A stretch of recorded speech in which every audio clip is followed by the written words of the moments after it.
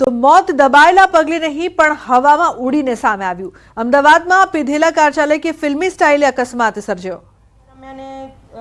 મોડી રાત્રે સાંજે જેવું ડ્રિંક કરીને ત્યાંથી નીકળ્યો હોવાનું જણાવેલ છે। મૂળ એ ખેડૂત હોવાનું હાલમાં પ્રાથમિક દ્રષ્ટિએ જાણવા મળેલ છે અને એની વધુ પૂછપરછ હાલ ચાલુ છે। આ બાબતે એક નાનકડી વાત એમની જે પણ કંઈક રજૂઆત હતી આરોપીની એને પણ ધ્યાને લેવામાં આવેલી છે અને એની પણ વિગતો હાલ ચાલુ છે શોધવાની। આરોપીની પણ એક એનસી લેવામાં આવેલી છે। તેને જ્યારે પોલીસે પોતાની કસ્ટડીમાં લીધો ત્યારે એને ઈજા થયેલી હતી, એટલે એ ઈજા માટે એને અમુક સમયે માર મારેલો હોવાનું જણાવેલું હોવાથી એ વિગતોને ધ્યાને લઈને આરોપીની પણ એક એનસી ફરિયાદ લેવામાં આવેલી છે।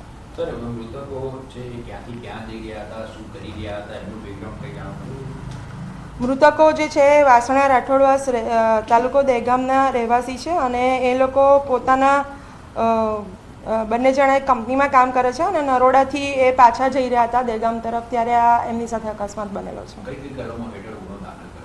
આમાં બીએનએસની કલમ 105, 281, 125B કલમો છે, તેમજ ડ્રિંક કરીને ડ્રાઈવ કરવાના બાબતે એમબી એક્ટની 177 અને 184 કલમો હેઠળ ગુનો નોંધવામાં આવેલો છે। હાલ આરોપીની પણ મેડિકલ તપાસ થઈને એની પણ વિગતવાર પૂછપરછ ચાલુ છે।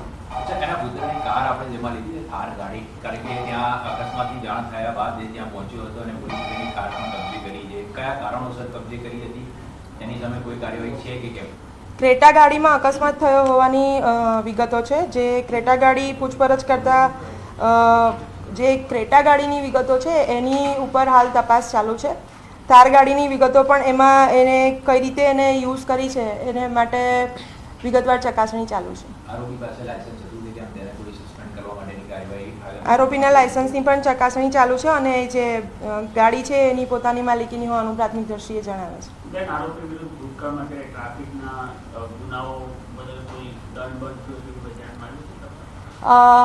હાલમાં અમે જે ગુનાહિત ઇતિહાસની ચકાસણી કરીએ છીએ તેમાં એ રીતના કોઈ ગુનાઓ નથી। આમ છતાં વધુ પૂછપરછ અને કોઈ એના ઈ ચલાન બન્યા હોય કે ટ્રાફિકના ભંગ અંગેના કોઈ એના ચલાન બન્યા હોય તો એની વિગતોની ચકાસણી હાલ ચાલુ છે। કારણ કે અન્ય જિલ્લામાં પણ બન્યા હશે તો એની પણ અન્ય જિલ્લા અથવા તો અમદાવાદ સિટીમાં કોઈ એવા ગુના બન્યા હોય અથવા એના નામ પર ઈ ચલાન ખૂબ નીકળ્યા હોય કે એને ડ્રાઈવ કરતી વખતે વારંવાર બેદરકારી ભરી અથવા તો ટ્રાફિક નિયમના ભંગની કોઈ હરકત કરી હોય તો એની વિગતો પણ અમે શોધી રહ્યા છીએ અને એને પણ ગુનાના કામે સામેલ રાખવા ચોક્કસપણે તજવીજ કરવામાં આવશે।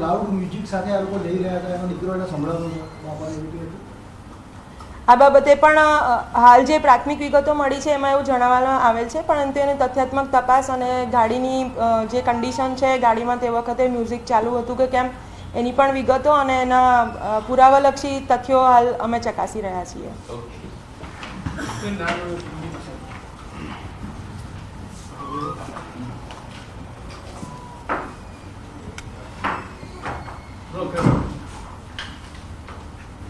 तो हाल तपास કરવામાં આવી રહી છે। पुलिस स्टेशन जो कि अहमदाबाद रूरल की हद में है उसमें एक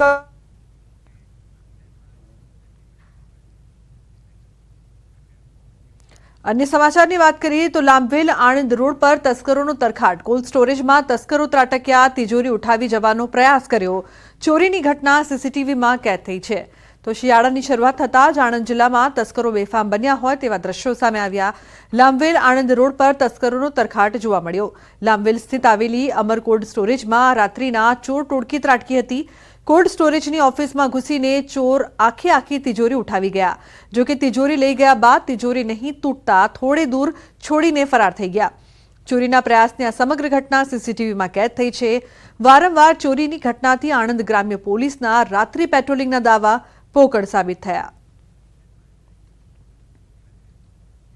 તો સુરતમાં દીપિકા પટેલે આપઘાત કર્યાનો ખુલાસો થયો છે। ફોરેન્સિક પોસ્ટમોર્ટમમાં આપઘાત કર્યાનું સામે આવ્યું। સુરતમાં વોર્ડ નંબર 30ના મહિલા પ્રમુખ દીપિકા આપઘાત મામલે આ ખુલાસો સામે આવ્યો। જો કે દીપિકાના આપઘાત પાછળનું કારણ અકબંધ છે। પરિવારે આપઘાતને લઈને સવાલો ઉઠાવ્યા હતા। મહત્વનું છે કે ભાજપના વોર્ડ નંબર 30ના મહિલા મોરચાના પ્રમુખ દીપિકાબેન પટેલે 34 વર્ષની ઉંમરમાં પોતાના ઘરમાં દુપટ્ટા વડે ગળે ફાંસો ખાઈને આપઘાત કરી લીધો હતો। ભીમરાડ વિસ્તારમાં રહેતા પરિવારમાં શોકનું મોજું ફરી વળ્યું હતું।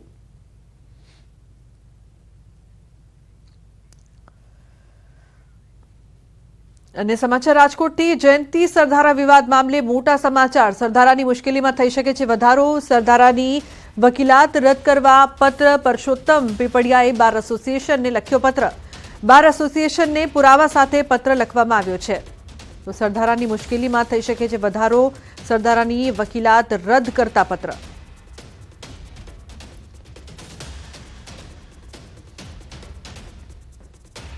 તો મહારાષ્ટ્ર માટે ભાજપે 2 નિરીક્ષકની કરી છે નિમણૂક. વિજય રૂપાણી, નિર્મલા સીતારમણ જશે મુંબઈ. વિજય રૂપાણી, નિર્મલા સીતારમણની નિમણૂક કરી. ધારાસભ્ય દળની બેઠકમાં હાજર રહેશે આ બંને નેતાઓ. તો વિજય રૂપાણી, નિર્મલા સીતારમણ મુંબઈ જશે.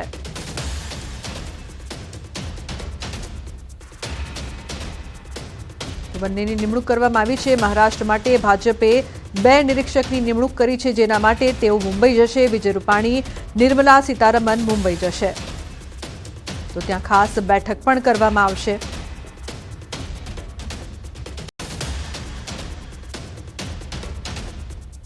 અન્ય સમાચાર બનાસકાંઠાથી એસટી કર્મચારીએ કંપની ચલાવી લોકો સાથે ફ્રોડ કર્યાનો આક્ષેપ. કર્મચારી નિરંજન શ્રીમાળી મુદ્દે પાલનપુર એસટી ડિવિઝન એકાઉન્ટન્ટ મુકેશભાઈ શ્રીમાળીનું નિવેદન.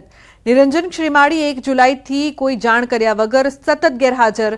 3 નોટિસ ફટકાર્યા બાદ પણ જવાબ નથી આપી રહ્યા. હવે ખાતાકીય કાર્યવાહી થશે. તપાસ બાદ તેમને સસ્પેન્ડ અથવા ડિસમિસ કરાશે. કર્મચારીએ કોઈની સાથે છેતરપિંડી કર્યાની એસટી વિભાગને નથી મળી ફરિયાદ. આજ દિન સુધી આવે ને પોતાની મનસ્વી રીતે ગેરહાજર રહેલા છે અને એમને 3 નોટિસો પાઠવીને કાર્યવાહી ચાલુ છે. હવે એમની જોડે ખાતાકીય કાર્યવાહી કરવી છે. નિરંજન શ્રીમાળી સ્કીમ ચલાવતા હતા અને અનેક કર્મચારીઓના અમને ખ્યાલ નથી. કર્મચારીઓના પણ પૈસા સ્કીમમાં ગયા છે એવું? ના, એવું કોઈ નથી. તો અમદાવાદમાં વધતા અકસ્માતો વચ્ચે મેટ્રો કોર્ટનો મહત્વનો ચુકાદો. વર્ષ 2016ના કેન્યુક 4 રસ્તા નજીક હિટ એન્ડ રનના કેસમાં આવ્યો છે ચુકાદો. અકસ્માત કરનાર આરોપી શ્રીનંદ શાસ્ત્રીને 15 માસની સજા અને ₹5 લાખનો દંડ. આરોપીનું ડ્રાઇવિંગ લાયસન્સ 2 વર્ષ માટે સસ્પેન્ડ કરવા કોર્ટનો હુકમ છે. અન્ય વાહનોના માલિકોને પણ નુકસાન બદલ વળતર ચૂકવવાનો હુકમ.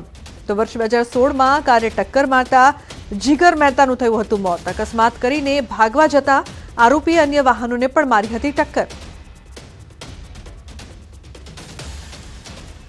વડોદરાની બરકાલ કોલોની વિસ્તારના ખેતરમાં આવી ચડ્યો મગર. કેળના ખેતરમાં મગરના બચ્ચાએ દેખા દેતા ખેડૂત અને શ્રમિકોમાં ફફડાટ ફેલાયો છે. બરકાલ કોલોનીથી ઝાંઝડ તરફ આવેલા કેળના ખેતરમાંથી મગરના બચ્ચાનું રેસ્ક્યુ કરાયું. તો વાઇલ્ડ લાઇફ ટ્રસ્ટ માલસરના ભરત મોરીની ટીમ દ્વારા મગરના બચ્ચાનું રેસ્ક્યુ કરી નર્મદા નદીમાં મુક્ત કર્યું. અમારા ખેતરમાં મગર પાણી લેતા મગર દેખાઈ આવ્યો હતો, એટલે અમે વાઇલ્ડ લાઇફની ટીમના સંજયભાઈ ખત્રીને ફોન કર્યો 4 વાગે. એટલે 4:30 તરત જ તાબડતોડ આવી ને મગરનો રેસ્ક્યુ કરી અને લઈ જાય છે.